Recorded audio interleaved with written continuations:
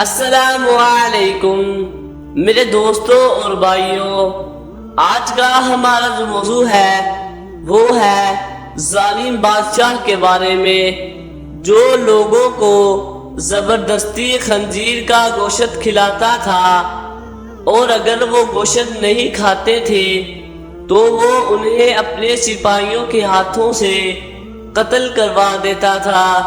تو اس کہانی کی ویڈیو کو جاننے کے لیے ہماری ویڈیو کو لائک ضرور کر دیں، اور اس طرح کی اچھی ویڈیوز دیکھنے کے لیے ہمارے چینل کو سبسکرائب کر دیں اور بیل آئیکن کو دبا دیں تاکہ آپ کے پاس ہماری اس طرح کی ویڈیو آتی رہیں۔ بسم اللہ الرحمن الرحیم۔ پرانے زمانے میں بنی اسرائیل کا ایک بادشاہ تھا جو کافر ہونے کے ساتھ ساتھ بہت ظالم بھی تھا، جو لوگوں کو خنزیر کا گوشت کھانے پر مجبور کرتا تھا، اور جو آدمی انکار کرتا تو اسے سخت سزائیں دے کر ہلاک کروا دیتا۔ پھر اس زمانے کے سب سے بڑے عابد کو بادشاہ کے پاس لایا گیا۔ لوگ اس عابد کے مرتبے اور فضیلت سے آگاہ تھے۔ لوگ نہیں چاہتے تھے کہ اس عابد بزرگ کو بادشاہ کی طرف سے کوئی تکلیف پہنچے۔ چنانچہ ایک سپاہی نے عابد سے کہا، آپ مجھے ایک بکری کا بچہ ذبح کر کے دے دے۔ جب بادشاہ کہے گا کہ اس عابد کے سامنے خنزیر کا گوشت رکھیں تو میں وہی بکری کا گوشت آپ کے سامنے پیش کروں گا۔ بادشاہ یہ سمجھے گا کہ آپ نے اس کی خواہش کے مطابق خنزیر کا گوشت کھا لیا، اور اس طرح آپ بھی ہلاکت سے محفوظ رہیں گے۔ عابد نے بکری کا بچہ ذبح کر کے اس کا گوشت سپاہیوں کو دے دیا۔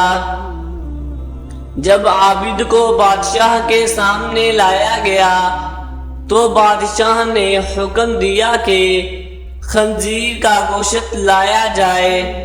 منصوبے کے مطابق تو اس سپاہی نے بکری کا گوشت عابد کو پیش کیا۔ بادشاہ نے کہا، میرے سامنے خنزیر کا گوشت کھاؤ۔ عابد نے کہا، میں ہرگز نہ کھاؤں گا۔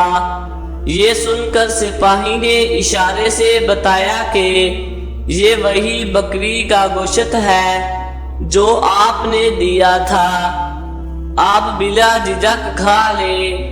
لیکن عابد نے بادشاہ کے سامنے وہ گوشت کھانے سے انکار کر دیا۔ ظالم بادشاہ نے سپاہیوں کو حکم دیا کہ اسے قتل کر دے۔ جب عابد قتل کے لیے لے جانے لگے تو وہ سپاہی قریب آیا اور کہا، آپ نے گوشت کیوں نہ کھایا؟